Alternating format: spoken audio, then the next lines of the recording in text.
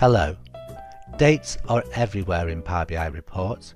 We need to know when, how often, how frequently, how long since, how many this month, and so on. Every fact table that we have in a Power BI report has at least one date and often several, and a data model can have about 20 or 30 dates. Dates are hard to do well, but this video series I hope will show you how to model dates well. But first, let's have a look at a few problems that we might come across modeling dates. Imagine that we've got a data set, we'll see it in detail later, of projects. Each project has a start date, an end date, a cost, and a project manager. Let's see how we might want to visualize those projects. Our first task might be to create a simple line chart. Here we have one showing the project start date as a date on the x-axis against the number of projects starting on that date. So far so good. We have a lovely date chart and a nice continuous axis for our dates. But we don't want often to show it day by day. We want to show it at a much higher granularity, such as month or quarter or year. So here we are grouping, in this case, the project cost of those projects by the quarter of their, in this case, end date. The two charts that we've shown so far have either shown the start date or the end date. But we also might want to see a chart where we show both dates. This matrix does just that. It shows the start date along the rows of the quarter of the start date, and it shows the end date, the quarter of the end date, along the columns. So here we've got a chart with both start date and end date on it, though on different axes. We might want to show both the start date and the end date, compare them together on the same axis, on the same chart. And this chart does exactly that. It shows the project cost against the start date, the blue bars, and against the end date, the green bars, so we can compare the difference between the start date and the end date. Sometimes we'd like to know what happens between two dates. For example, the number of active projects on a date, active projects being those that have started but have not yet ended. And this chart shows that. It shows for each date the number of active projects.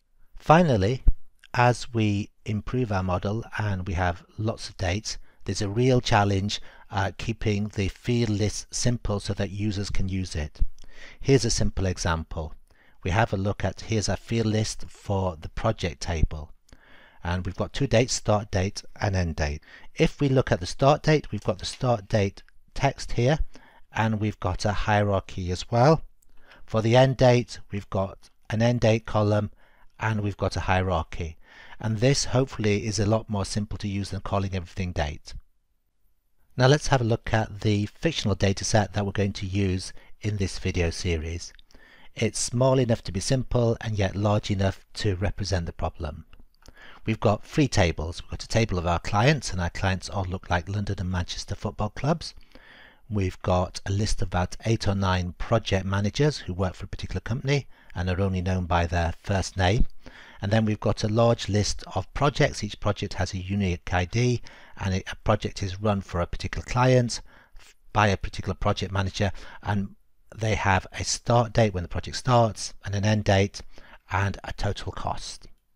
If we have a quick look at the modeling pane, we can see it's quite simple: a client and a project manager, dimensions, and a project fact table. Now let's have a look at a couple more visuals. Here we have got a matrix showing the number of projects by client on the rows and project manager on the columns. We can see we've got 9,341 projects. We've got Mary, the project manager, working very hard on the Chelsea client. We've got Anne, who doesn't do any work for either the Manchester clients, and so on. Now let's build our first date-based visual. We'll start with a line chart, and we'll put the number of projects on our values and our start date on our axis.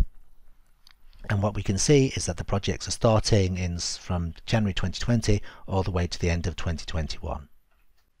Let's also create a similar chart for our end date. So a line chart at the bottom here, and again we're going to take our number of projects onto our values, but this time we're going to look at the end date on the axis.